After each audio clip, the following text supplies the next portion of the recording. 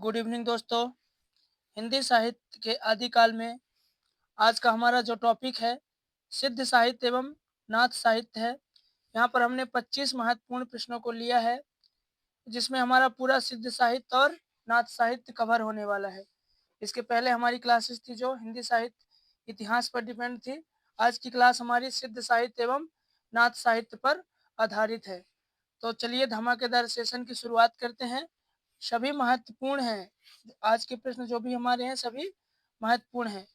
तो चलिए हम अपना पहला प्रश्न देखते हैं। सिद्ध साहित्य को सर्वप्रथम प्रकाश में लाने का श्रेय किसे जाता है? हमारा पहला प्रश्न है आज का कि हिंदी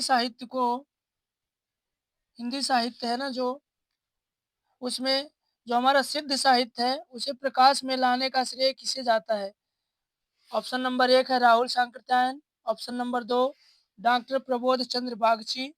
ऑप्शन नंबर 3 बेंडल महोदय। Option number 4 Haraprasad Shastri. तो जो हमारे राहुल सांकृत्यायन हैं, इन्होंने हिंदी साहित्य को सर्वप्रथम प्रकाश में लाने का श्रेय इनको नहीं जाता है, जबकि हमारा राइट आंसर यहाँ पर क्या हो जाएगा? ऑप्शन नंबर डी हो जाएगा, हरप्रसाद शास्त्री। हरप्रसाद शास्त्री हैं जो इन्होंने ही सन 1916 में, कब? 1916 में सिद्ध साहित्य को पहली बार प्रकाश में लाने का काम किया था। कब किया था? 1916 में किया था, हरप्रसाद शास्त्री ने किया था। राहुल सांकृत्यायन जो है, इन्होंने तीसरा प्रयास किया था। 1945 में किया था इन्होंने। कब किया था? 1945 में किया था, जब इन्होंने नेपाल की प्रतियों के आधार पर जो इनकी रचना है ना, हिंदी काव्यधारा, इनकी रचना है जो हिंदी काव्यधारा, उसमें इन्होंने 84 सिद्धों के बारे भी में बताया है। ठीक है, तो हमारा जो राइट आंसर यहाँ पर हो जाएगा ऑप्शन नंबर डी हो जाएगा, हरप्रसाद शास्त्री। इन्होंने ही सर्वप्रथम सिद्ध साहित्य को प्रकाश में लाने का श्रेय दिया जाता है, इन्हीं को ही। डॉक्टर प्रबोध चंद्र बागची हैं जो इन्होंने दूसरा प्रयास किया था। कौन सा प्रयास किया था? दूसरी बार प्रयास किया था।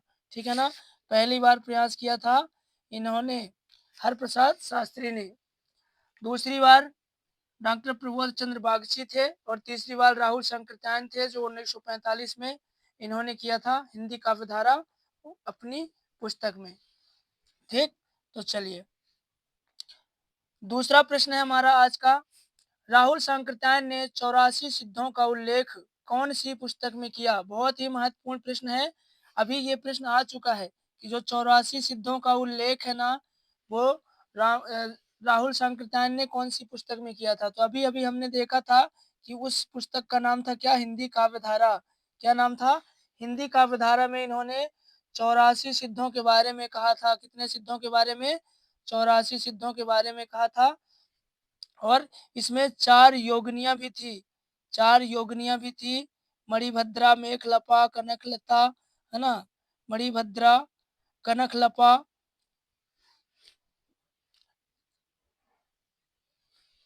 ऐसी करके 4 योगिनियां भी थी। मणिभद्रा हो गई, कनकलपा हो गई, ठीक, लक्ष्मीकरा हो गई, है ना, ऐसे करके 4 योगिनियां भी थी। तो हमारा राइट आंसर यहाँ पर क्या हो जाएगा? हिंदी काव्यधारा। हिंदी काव्यधारा पुस्तक है राहुल सांकृत्यायन की, जिसमें उन्होंने 84 सिद्धों के बारे में उल्लेख किया है। हमारा राइट आंसर यहाँ पर हो जाएगा सी। तीसरा प्रश्न है हमारे सामने, सिद्धों की भाषा को संध्या भाषा की संज्ञा किसने दी है? बहुत ही महत्वपूर्ण प्रश्न है। यह भी मोस्ट है कि सिद्धों की भाषा है जो, उसको संध्या भाषा या संध्या भाषा भी मिलता है कहीं कहीं पर। सीधे सीधे संध्या भाषा लिखा होता है और कहीं कहीं पे संध्या भाषा लिखा होता है। ठीक, तो जो सिद्धों की भाषा है उसे संध्या भाषा कहने वाले कौन है? राहुल सांकृत्यायन, मुनिदत्त, हजारी प्रसाद द्विवेदी या हरप्रसाद शास्त्री। तो हमारा यहाँ पर राइट आंसर क्या हो जाएगा? ऑप्शन नंबर बी हो जाएगा, मुनिदत्त। मुनिदत्त और एक व्यक्ति थे अद्वय वज्र। कौन थे?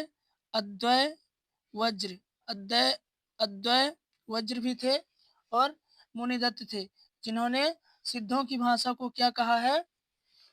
संध्या भाषा कहा है। क्या कहा है? संध्या भाषा कहा है।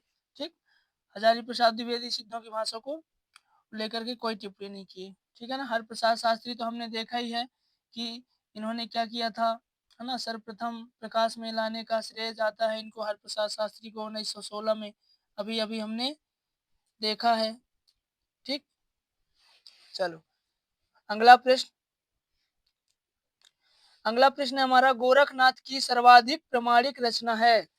बहुत ही महत्वपूर्ण है कि गोरखनाथ की जो सर्वाधिक प्रमाणिक रचना है वो कौन सी है। ऑप्शन नंबर 1 प्राण संकली, ऑप्शन नंबर 2 15 तिथि, ऑप्शन नंबर 3 शबदी या नरभय बोध। तो हमारा राइट आंसर यहाँ पर क्या हो जाएगा, शबदी हो जाएगा। गोरखनाथ की 14 प्रमाणिक रचना मिलती हैं। कितनी? 14 प्रमाणिक रचना। पीताम्बर दत्त भड़तवाल ने 40 रचनाओं का संकलन किया था, जिनमें से उन्होंने 14 रचनाओं को क्या माना है, प्रमाणिक माना है। तो 14 प्रमाणिक रचना है, उनमें से जो सबसे प्रमाणिक मानी जाती है वो कौन सी रचना है, उसका नाम है शबदी। क्या नाम है? शबदी। हमारा राइट आंसर यहाँ पर हो जाएगा शबदी। चलिए अगला प्रश्न है, हिंदी साहित्य की प्रथम रचना मानी जाती है। ये भी मोस्ट प्रश्न है, ठीक है, कि हिंदी साहित्य की जो प्रथम रचना है ना वो किसे माना जाता है। नंबर 1 उपदेश रासायन रास, नंबर 2 भरतेश्वर बाहुबली रास, नंबर 3 श्रावकाचार, फिर नंबर 4 पंच पांडव चरित रास। को बताना है कि हिंदी की जो पहली रचना है वो किसे माना जाता है। तो हमारा राइट आंसर यहाँ पर क्या हो जाएगा, ऑप्शन नंबर सी हो जाएगा, श्रावकाचार। श्रावकाचार के लेखक कौन है? आचार्य देवसेन है। कौन है? आचार्य देवसेन। आचार्य देवसेन है जो वो श्रावकाचार के लेखक हैं, रचयिता हैं। इन्होंने ही श्रावकाचार रचना लिखी है और ये हिंदी की प्रथम रचना मानी जाती है, क्योंकि जो सरहपा थे हिंदी के पहले कवि, उनके द्वारा कोई प्रमाणिक रचना नहीं मिलती, इसीलिए श्रावकाचार को ही हिंदी की प्रथम रचना माना जाता है। तो हमारा राइट आंसर यहाँ पर क्या हो जाएगा, श्रावकाचार हो जाएगा। चलिए अगला प्रश्न है, रासो शब्द की उत्पत्ति के संबंध में सुमेलित नहीं है। बहुत ही महत्वपूर्ण प्रश्न है। यहाँ पे ऑप्शन है और उसके बाजू में ये बताया गया है कि जो रासो शब्द की उत्पत्ति है, रासो शब्द की उत्पत्ति है, विभिन्न विद्वानों के द्वारा कौन कौन सा दिया गया जो मत है वो यहाँ पर दिए गए हैं। तो आचार्य रामचंद्र शुक्ल हैं, जो आचार्य रामचंद्र शुक्ल वो रसायन से मानते हैं। किससे मानते हैं? रसायन से मानते हैं। गारसादा तासी, ये तो बिल्कुल सही हो गया, हमारा पहला वाला क्या हो गया, सही हो गया, क्योंकि जो रामचंद्र शुक्ल हैं वो रसायन से ही मानते हैं रासो शब्द की उत्पत्ति, ठीक। दूसरा है गारसा दातासी। गारसा दातासी हैं जो ये रासो शब्द की उत्पत्ति रासक राजसूय से मानते हैं, ये भी बिल्कुल सही है। किससे मानते हैं? राजसूय से। तीसरा है आचार्य हजारी प्रसाद द्विवेदी। आचार्य हजारी प्रसाद द्विवेदी है ना जो ये रासक से ही मानते हैं रासो शब्द की उत्पत्ति, और यही सर्वमान्य है। जानकारी के लिए आप लोग लिख सकते हैं कि जो सर्वमान्य जो मत है वो रासक शब्द से ही रासो शब्द की उत्पत्ति मानी जाती है। चौथा है नरोत्तम स्वामी, इन्होंने राजयश, राजयश से नहीं, यही हमारा आंसर हो जाएगा, यही हमारा गलत है, क्योंकि जो राजयश है ना, रासो शब्द की उत्पत्ति राजयश से मानने वाले कौन है? हरप्रसाद शास्त्री हैं। कौन है? हरप्रसाद शास्त्री। हरप्रसाद शास्त्री हैं। नरोत्तम स्वामी जो हैं ये रसिक से मानते हैं। किससे मानते हैं? रसिक से। रसिक शब्द से रासों की उत्पत्ति मानते हैं, जबकि जो ये राजयश है ये हरप्रसाद शास्त्री हैं, जो हरप्रसाद शास्त्री वो राजयश से मानते हैं, ठीक। चलो हमारा राइट आंसर यहाँ पर क्या हो जाएगा, ये हो जाएगा, क्योंकि यही हमारा यहाँ पर गलत है, ठीक। क्योंकि नरोत्तम स्वामी है जो वो रसिक से मानते हैं। किससे मानते हैं? रसिक शब्द से। रसिक शब्द से मानते हैं। और राजयश से मानने वाले कौन है? राजयश से मानने वाले हैं हरप्रसाद शास्त्री। हरप्रसाद शास्त्री। हरप्रसाद शास्त्री, ठीक। चलो अगला प्रश्न है, दोहा कोश के रचनाकार हैं। बहुत ही महत्वपूर्ण है रचना ये। दोहा कोश अक्सर पूछी जाने वाली रचना है। दोहा कोश के रचनाकार कौन है हमको बताना है। Number 1 Sarahappa, number 2 sorry number 1 Shabarapa, number 2 Sarahappa, number 3 Luipa या फिर नंबर 4 डोम्भिपा। यहाँ पर जो हमारा राइट आंसर है दोहा कोश के रचनाकार कौन है, तो वो सरहप्पा है। कौन है? सरहप्पा, जो कि पहले सिद्ध माने जाते हैं। ठीक, चलो। सिद्ध साहित्य के आदि कवि भी माने जाते हैं, इनके बारे में तो बहुत कुछ है भैया, है ना। आदि आदि कवि भी माने जाते हैं सिद्ध साहित्य के। ठीक, आदि कवि भी माने जाते हैं, है ना। साथ में इन्होंने सहजयान शाखा चलाई थी। सहजयान सहजयान के ये प्रवर्तक भी हैं। ठीक है, सहजयान या सहजिया, है ना। हिंदी साहित्य के आदि कवि भी माने जाते हैं। इन्होंने दोहा कोश लिखा, महत्वपूर्ण रचना है जो, ये था इनके बारे में। ठीक है, चलो। अगला प्रश्न है सहजयान या सहजिया संप्रदाय के प्रवर्तक हैं। देखो अभी गया प्रश्न हमारा कि सहजयान या सहजिया संप्रदाय के प्रवर्तक हैं कौन है, तो आंख बंद करके लगा देना है कि सरहप्पा हैं। सरहप्पा ही हैं जो सहजयान या सहजिया संप्रदाय के प्रवर्तक माने जाते हैं। हमारा राइट आंसर क्या हो जाएगा, ऑप्शन नंबर सी हो जाएगा। ठीक, चलिए अगला प्रश्न है निम्न में से सुमेलित असुमेलित है। क्या बताना है हमको, असुमेलित है। कहने का मतलब है कि एक ऑप्शन ऐसा है जो गलत सुमेलित है, बाकी 3 ऑप्शन यहाँ पर सही सुमेलित है। हमको बताना है कि निम्न में से कौन सा यहाँ पर असुमेलित है। ऑप्शन नंबर 1 है साधना की दृष्टि से सबसे श्रेष्ठ सिद्ध। साधना की दृष्टि से सबसे बड़े सिद्ध लुइपा है, बिल्कुल सही है ये तो। ठीक है, क्योंकि साधना की दृष्टि से सबसे श्रेष्ठ सिद्ध कौन है, लुइपा है। कौन है, लुइपा। दूसरा है दोहा चौपाई के जो प्रथम प्रयोगकर्ता सरहप्पा माने जाते हैं। दोहा चौपाई के प्रथम प्रयोगकर्ता कौन माने जाते हैं, सरहप्पा माने जाते हैं। क्या ये सही है या गलत है, तो ये बिल्कुल सही है, क्योंकि दोहा चौपाई के प्रथम प्रयोगकर्ता जो है ना वो सरहप्पा है। तीसरा है लुइपा का वर्ण विषय रहस्यवाद है। लुइपा लुइपा का बिल्कुल वर्ण विषय रहस्यवाद है। ठीक है ना, तभी तो ये सभी सिद्धों में श्रेष्ठ माने जाते हैं ना, साधना की दृष्टि से। किसकी दृष्टि से, साधना की दृष्टि से, तभी तो ये सभी सिद्धों में श्रेष्ठ माने जाते हैं, क्योंकि इनका जो वर्ण विषय है ना वो रहस्यवाद है। तो हमारे तीनों ऑप्शन सही हैं। ऑप्शन नंबर 4 है सिद्धों में शामिल योगनियां हैं 5। 5 योगनियां नहीं है, बल्कि सिद्धों में शामिल योगनियां कितनी हैं, 4 हैं। कितनी हैं, 4 हैं। कनखलपा है, कनखलपा, कनखलपा, मणिभद्रा, लक्ष्मीकरा, मेखलापा, ऐसे करके 4 हैं जो कि योगिनियां हैं। ठीक है, चारों का नाम मैंने बता दिया है। अभी जो प्रश्न आता है तो अपन देख भी लेंगे एक बार और। ठीक, चलो। अगला प्रश्न है सिद्धों के बारे में सर्वप्रथम जानकारी मिलती है। मोस्ट आईएमपी प्रश्न है, स्टार वाला प्रश्न है, धमाकेदार प्रश्न है कि सिद्धों के बारे में सर्वप्रथम जानकारी कहाँ से मिलती है भाई, ये बताना है हमको कि सिद्धों के बारे में सर्वप्रथम जानकारी कहाँ से मिलती है। ऑप्शन नंबर 1 आचार्य देवसेन कृत श्रावकाचार में। ऑप्शन नंबर 2 सरहप्पा कृत दोहा कोश में। ऑप्शन नंबर 3 ज्योतिरीश्वर ठाकुर कृत वर्ण रत्नाकर में। या ऑप्शन नंबर 4 राहुल शंकरतायन कृत हिंदी काव्यधारा में।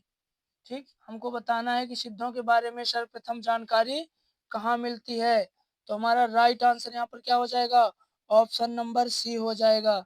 जो त्रिश्वर ठाकुर कृत वर्ण रत्नाकर है, जो कौन सी रचना, वर्ण रत्नाकर, जिसको जिसके रचनाकार कौन है, जो त्रिश्वर ठाकुर हैं। जो त्रिश्वर ठाकुर हैं जिन्होंने वर्ण रत्नाकर को लिखा है। और वर्ण रत्नाकर में ही सबसे पहले यानी कि सर्वप्रथम सिद्धों के बारे में जानकारी मिलती है। तो हमारा राइट आंसर यहाँ पर क्या हो जाएगा, ऑप्शन नंबर सी हो जाएगा, जो त्रिश्वर ठाकुर कृत वर्ण रत्नाकर में। ठीक, चलिए। सेशन पसंद आ रहा हो तो लाइक करेंगे, सब्सक्राइब करेंगे चैनल को। ठीक, चलो अगला प्रश्न है प्रश्न क्रमांक 12। हिंदी के पहले कवि के संदर्भ में असुमेलित है को बताना है कि हिंदी के पहले कवि के संदर्भ में कौन सा है जो असुमेलित है। क्या है यहाँ पर? असुमेलित है। बाकी 3 सुमेलित हैं, एक ऐसा है जो असुमेलित है। ऑप्शन नंबर 1 है अब्दुल रहमान। अब्दुल रहमान या अब्दुल रहमान भी कहीं-कहीं पर मिलता है, एक ही बात है अब्दुल रहमान। अब्दुल रहमान को हिंदी का प्रह हिंदी का पहला कवि यानी कि हिंदी का प्रथम कवि मानने वाले व्यक्ति कौन है? तो आचार्य हजारी प्रसाद द्विवेदी हैं। बिल्कुल सही है ये तो, क्योंकि अब्दुल रहमान को हिंदी का पहला कवि आचार्य हजारी प्रसाद द्विवेदी ने ही माना है। ठीक है, चलो दूसरा आ गया स्वयंभू। स्वयंभू को हिंदी का पहला कवि मानने वाले डॉक्टर राम कुमार वर्मा। बिल्कुल ये भी सही है, क्योंकि स्वयंभू को ही डॉक्टर राम कुमार वर्मा है जो वो हिंदी के पहले कवि मानते हैं। तीसरा है मुंज कवि या मुंज कवि। मुंज कवि को मानने वाले कौन है? हिंदी का पहला कवि मुंज, ठीक है ना? या भोज भी मिलता है कहीं-कहीं पर। इसको मानने वाले कौन है? आचार्य रामचंद्र शुक्ल हैं। आचार्य रामचंद्र शुक्ल हैं और दूसरे व्यक्ति भी हैं चंद्रधर शर्मा गुलेरी। चंद्रधर शर्मा गुलेरी, ठीक? चंद्रधर शर्मा गुलेरी भी हैं। ये भी सही है, ये भी सही है, ये भी सही है। यहाँ पर कर लेंगे चंद्रधर शर्मा गुलेरी। चंद्रधर शर्मा,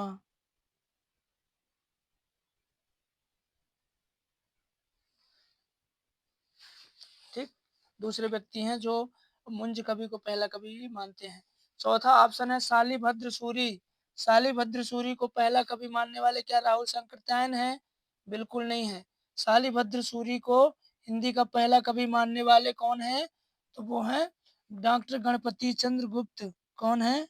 गणपति गणपति चंद्र गुप्त है ये, ठीक है, जिन्होंने शालिभद्र सूरी को हिंदी का पहला कवि माना है।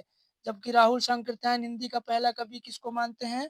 तो राहुल शंकरत्यायन तो सरहपा को ही मानते हैं, जग जाहिर है, ठीक है ना, कि जो सरहपा हैं वो हिंदी के पहले कवि हैं और यही सर्वमान्य है।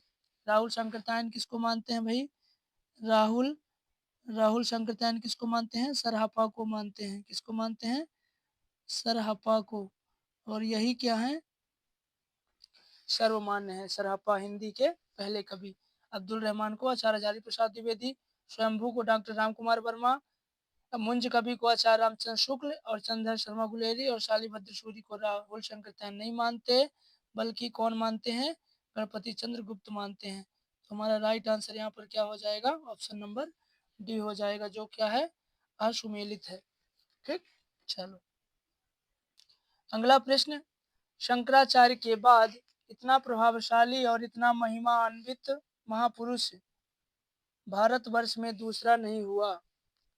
शंकराचार्य के बाद इतना प्रभावशाली और महिमान्वित महापुरुष भारतवर्ष में दूसरा नहीं हुआ। बहुत ही महत्वपूर्ण कथन है। गोरखनाथ के संदर्भ में, ये किसके संदर्भ में?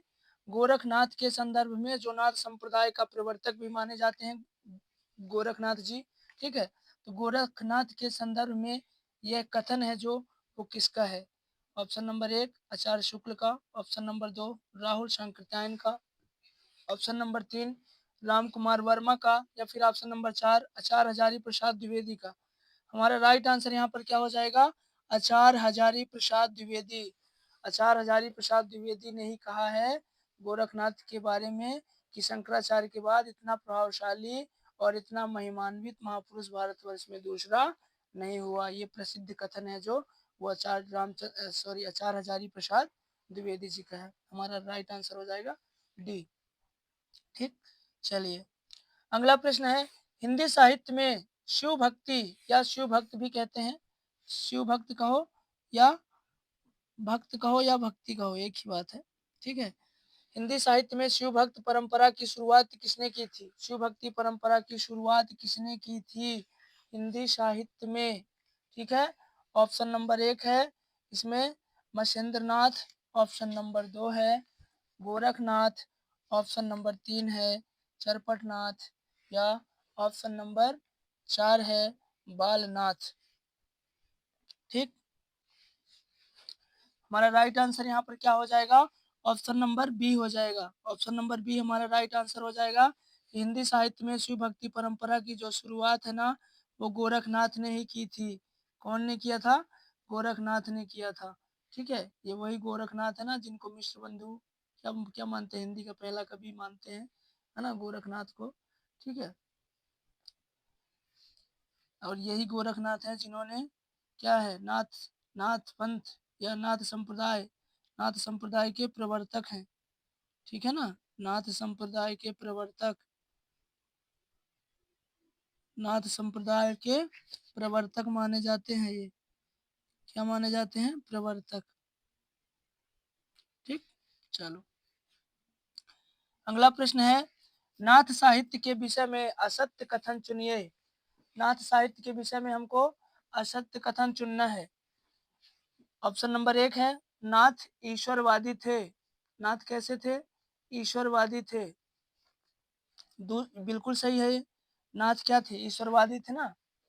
सिद्ध जो थे ना वो अनीश्वरवादी थे, वो नास्तिक थे जो सिद्ध थे, है ना, और जो नाथ थे वो आस्तिक थे। दूसरा है, नाथ जो है अखंड ब्रह्मचर्य में विश्वास करते थे। नाथ जो है अखंड ब्रह्मचर्य में विश्वास करते थे, ये भी बिल्कुल सही बात है। यहाँ से हमारे कई सारे प्रश्न कवर होने वाले हैं। ठीक है ना, प्रश्न एक है लेकिन यहाँ पर कई सारे प्रश्न बन सकते हैं कि जो नाथ से वो थे ना, ईश्वरवादी थे, अखंड ब्रह्मचर्य में विश्वास करते थे। तीसरा है, नाथों ने योग साधना पर बल दिया।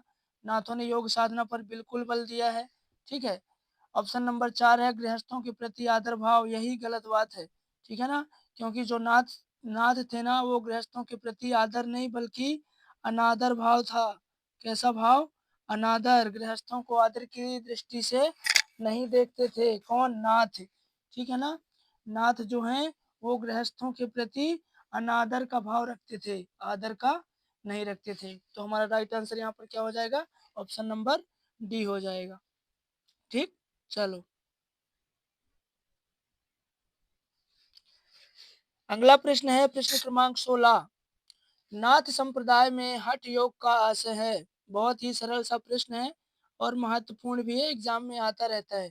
ठीक है ना, कि जो नाथ संप्रदाय है उसमें जो हठ योग है, कौन सा योग है, हठ योग है, उसका क्या अर्थ है।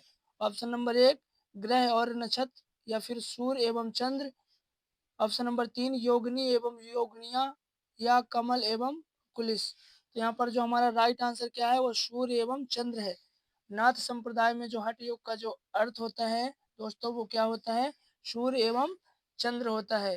ठीक, हमारा राइट आंसर क्या हो जाएगा, ऑप्शन नंबर बी हो जाएगा। ठीक, चलिए अगला प्रश्न है, नाथ पंथ का आदि प्रवर्तक माना जाता है। नाथ पंथ का आदि प्रवर्तक किसे माना जाता है। यहाँ पर बहुत ही महत्वपूर्ण प्रश्न है, जहाँ पर अक्सर लोगों को डाउट होता है। ठीक है ना, कि हम किसको माने, गोरखनाथ को माने, मत्स्येंद्र नाथ को माने, और ऑप्शन में तो आदिनाथ भी है भाई, है ना। तो नाथ पंथ का आदि प्रवर्तक किसे माना जाएगा, आदिनाथ को तो माना नहीं जाएगा क्योंकि ये तो स्वयं भोलेनाथ हैं। भोलेनाथ को ही आदिनाथ कहा गया है। ठीक है ना, तो ये तो नाथ पंथ के प्रवर्तक होंगे नहीं। ठीक है ना, दूसरी बात आ गई मत्स्येंद्र नाथ को। बिल्कुल हमारा राइट आंसर यहाँ पर क्या हो जाएगा, मत्स्येंद्र नाथ ही हो जाएगा। ठीक है ना, संत ज्ञानेश्वर ने इनको इनको आदिनाथ सर्वप्रथम आदिनाथ नाथ का उल्लेख किया था, लेकिन ये भी कहा था कि आदिनाथ तो भगवान शिव को कहा गया है। अतः जो ज्ञानेश्वर की परंपरा है ना, उसी के आधार पर जो मत्स्येंद्र नाथ है ना, वो नाथ पंथ के आदि प्रवर्तक माने जाते हैं। हमारा राइट आंसर क्या हो जाएगा, ऑप्शन नंबर बी हो जाएगा, मत्स्येंद्र नाथ। ऑप्शन सी है गोरखनाथ, संत ज्ञानेश्वर। संत ज्ञानेश्वर तो नहीं होगा। ठीक है, ऑप्शन नंबर 2 ही हमारा राइट आंसर है, मत्स्येंद्र नाथ। बहुत ही महत्वपूर्ण प्रश्न था, डाउट वाला प्रश्न था। ठीक, चलो अगला प्रश्न है, नाथों की संख्या है। बहुत ही सरल सा प्रश्न है और महत्वपूर्ण है, पूछा जा सकता है। नाथों की संख्या कितनी है, 9, 10, 12 या फिर 14। तो हमारा राइट आंसर यहाँ पर क्या हो जाएगा, ऑप्शन नंबर ए हो जाएगा, 9। नाथों की जो संख्या है ना, वो कितनी है, 9 है। जबकि सिद्ध कितने हैं, 84 हैं। कितने हैं, 84 हैं। ठीक, सिद्धों में योगनिया कितनी है, तो 4 हैं। योगनिया कितनी, 4, 4 योगनिया है। ठीक, ये सब कुछ आपको याद रखना है, पूछा जा सकता है। चलो अगला प्रश्न है प्रश्न क्रमांक 19। षट चक्रों की कल्पना की गई है। महत्वपूर्ण प्रश्न है ये, है ना, कि षट चक्र है ना जो, उसकी कल्पना कहाँ पे की गई है? जैनों में की गई है, सिद्धों में की गई है, नाथों में की गई है, या फिर पारसियों में की गई है? हमारा राइट आंसर यहाँ पर क्या हो जाएगा? ऑप्शन नंबर सी हो जाएगा। क्या हो जाएगा? ऑप्शन नंबर सी हो जाएगा। नाथों में नया है जो, वो षट चक्र के बारे में बताया गया है। ठीक है, षट चक्र की कल्पना कहाँ पे की गई है? तो नाथों पे की गई है। हमारा राइट आंसर क्या हो जाएगा? ऑप्शन नंबर सी हो जाएगा। ठीक, चलो अगला प्रश्न है, बहुत ही महत्वपूर्ण प्रश्न है, जितना स्टार देना चाहो, एकदम मोस्ट प्रश्न है। डॉक्टर पीताम्बर दत्त भड़त्वाल ने गोरखवाणी, ये वादी नहीं है, इसको वाणी कर लेना है, ठीक है ना, गोरखवाणी है। गोरखवाणी का संपादन करते हुए गोरखनाथ की कितनी रचनाओं को प्रामाणिक माना है? ठीक है, हमने देखा था कि पीताम्बर दत्त भड़त्वाल हैं जो, वो गोरखनाथ की सभी रचनाओं का क्या किया था? संकलन किया था। किस नाम से? गोरखवाणी के नाम से। किस नाम से? गोरखवाणी के नाम से किया था उन्होंने गोरखनाथ की रचनाओं का संकलन। किस नाम से किया था? गोरखवाणी के नाम से। इसमें इन्होंने कुल 40 रचनाओं को लिया था। कितनी रचनाओं को? 40 रचनाओं को लिया था। यहाँ पे लिख लो कुल। कुल कितनी रचनाओं को? 40 रचनाओं को लिया था, जिसमें इन्होंने 14 रचनाओं को क्या माना? प्रामाणिक माना था। कितनी रचनाओं को? 14 रचनाओं को। कितनी रचनाओं को प्रामाणिक माना? 14 रचनाओं को प्रामाणिक माना। और ये काम कब किया? तो 1942 में किया था। कब किया था? 1942 में। ठीक, हमारा राइट आंसर यहाँ पर क्या हो जाएगा? ऑप्शन नंबर सी हो जाएगा। ऑप्शन नंबर सी हमारा राइट आंसर हो जाएगा, क्योंकि इन्होंने कुल 40 रचनाओं का उल्लेख किया, जिसमें से 14 रचनाओं को क्या माना? प्रामाणिक माना। 14 रचनाओं को क्या माना? प्रामाणिक माना। और ये काम कब किया? 1942 में ही गोरखवाणी का क्या किया था? इन्होंने संपादन किया था, प्रकाशन किया था सन 1942 में। ठीक है, बहुत ही महत्वपूर्ण प्रश्न है ये। हमारा राइट आंसर क्या हो जाएगा? Option number C, 14। ठीक, चलो अगला प्रश्न है, गोरखनाथ को हिंदी गद्य का प्रथम गद्यकार किसने माना है? बहुत ही महत्वपूर्ण प्रश्न है। वही हिंदी गद्य है ना, जो अभी तक तो पद्य की काव्य की बात हो रही थी, कवि की बात हो रही थी, है ना, अब यहाँ पर क्या बात हो रही है? गोरखनाथ को हिंदी गद्य का प्रथम गद्यकार, ठीक है ना, ये बताना है कि प्रथम गद्यकार है ना जो, वो गोरखनाथ को किसने माना है? हमारा ऑप्शन है, ऑप्शन नंबर 1 मिश्र बंधुओं ने, ऑप्शन नंबर 2 हजारी प्रसाद द्विवेदी ने, ऑप्शन नंबर 3 आचार्य रामचंद्र शुक्ल ने, या फिर डॉक्टर राम कुमार वर्मा ने। तो हमारा राइट आंसर यहाँ पर क्या हो जाएगा? ऑप्शन नंबर ए हो जाएगा, मिश्र बंधुओं ने। मिश्र बंधुओं ने ही गोरखनाथ को हिंदी हिंदी का प्रथम गद्यकार माना। क्या माना था? प्रथम गद्यकार। प्रथम गद्यकार माना है किसको? गोरखनाथ को। किसने माना है? मिश्र बंधुओं ने माना है। हमारा राइट आंसर यहाँ पर ए हो जाएगा। ठीक, चलो अगला प्रश्न है, नाथ साहित्य में बालनाथ नाम से किसे जाना जाता है? हमको बताना है कि जो नाथ साहित्य है ना, इसमें बालनाथ के नाम से किसे जाना जाता है? बालनाथ के नाम से किसे जाना जाता है? ऑप्शन नंबर 1 है चौरंगी नाथ, ऑप्शन नंबर 2 है चरपट नाथ, ऑप्शन नंबर 3 है जालंधर नाथ, या ऑप्शन नंबर 4 है गोरखनाथ। तो यहाँ पर जो बालनाथ के नाम से जाना जाता है, वो किसे जाना जाता है? तो यहाँ पर हमारा राइट आंसर होगा ऑप्शन नंबर सी, जालंधर नाथ। जालंधर नाथ को ही क्या कहा जाता है? बालनाथ कहा जाता है। ठीक, चलो अगला प्रश्न, सिद्ध साहित्य में शामिल योगिनी नहीं है। हमने बताया था कि सिद्ध साहित्य में कितनी योगिनियां शामिल हैं? 4 योगिनियां शामिल हैं। कितनी योगिनियां शामिल हैं? 4 योगिनियां शामिल हैं 84 सिद्धों में। 4 योगिनियां भी शामिल हैं, जिसमें से मणिभद्रा है, कनकलपा है, मेघलपा है, लेकिन मेघलता नहीं है, बल्कि इसकी जगह पे क्या है? जल्दी से कमेंट करके बताइए क्या है ना। लक्ष्मी, लक्ष्मी जी को तो लिए नहीं ना, तो लक्ष्मी करा हो जाएगा। क्या हो जाएगा? लक्ष्मी करा हो जाएगा, है ना। लक्ष्मी करा, मेखलफा, मणिभद्रा, कनकलपा, है ना, ये 4 हैं। कितनी हैं? 4 योगिनियाँ हैं जो सिद्ध साहित्य में शामिल हैं। ठीक है, इनमें से जो मणिभद्रा है ना, ये गृहदासी है। क्या है ये? गृहदासी है। गृहदासी है। जानकारी के लिए बता दूं, जो मणिभद्रा है वो गृहदासी है, और मेखलपा है और जो कनकलपा है, ये तीनों गृहपति कन्या हैं। कैसी हैं? गृहिणी टाइप की हैं।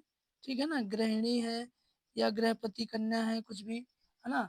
और जो लक्ष्मी करा है, ये क्या है भाई? राजकुमारी है। ये तो बहुत महत्वपूर्ण है, ये पूछा जाता है हमेशा, है ना, कि जो 4 योगिनियां थी ना, उनमें से जो राजकुमारी थी वो कौन सी थी, है ना। तो राजकुमारी कौन सी थी? वो लक्ष्मी करा थी। ठीक, चलो हमारा राइट आंसर यहाँ पर क्या हो जाएगा? ऑप्शन नंबर डी हो जाएगा, क्योंकि हमसे पूछा था कि कौन सी योगिनी नहीं है शामिल सिद्ध साहित्य में। तो मेघलाता नाम की कोई योगिनी नहीं है, बल्कि इसकी जगह पे चौथी जी का नाम क्या है? लक्ष्मी करा है। ठीक, चलो अगला प्रश्न है, सिद्ध साहित्य में शामिल योगिनियों में राजकुमारी थी। देखो अभी गया ये प्रश्न, अभी अभी हमने बताया ना कि सिद्ध साहित्य में शामिल योगिनियों में जो राजकुमारी थी वो कौन थी? तो लक्ष्मी करा थी। कौन थी? लक्ष्मी करा थी। अभी अभी हमने देखा है, पढ़ा है। हमारा राइट आंसर क्या हो जाएगा? ऑप्शन नंबर ए हो जाएगा, लक्ष्मी करा। ठीक, चलो अगला प्रश्न है, आज का हमारा अंतिम है। सेशन पसंद आया हो तो लाइक करेंगे, दोस्तों के पास शेयर करेंगे, सब्सक्राइब करेंगे। ठीक, चलो आचार्य रामचंद्र शुक्ल ने हिंदी के पहले महाकवि किसे माना है? हिंदी का पहला महाकवि, यहाँ पे पहला नहीं होगा, पहला होगा। हिंदी का पहला महाकवि आचार्य रामचंद्र शुक्ल ने किसे माना है? सरापा को, हरिऔध को, चंद्रवरदाई को या देवसेन को? तो बहुत ही सरल सा प्रश्न है। चंद्रवरदाई को आचार्य रामचंद्र शुक्ल ने हिंदी का पहला महाकवि माना है। हमारा राइट आंसर यहाँ पर क्या हो जाएगा? ऑप्शन नंबर सी हो जाएगा। तो ये थे आज के हमारे 25 महत्वपूर्ण प्रश्न, जो कि परीक्षा की दृष्टि से बहुत ही महत्वपूर्ण थे।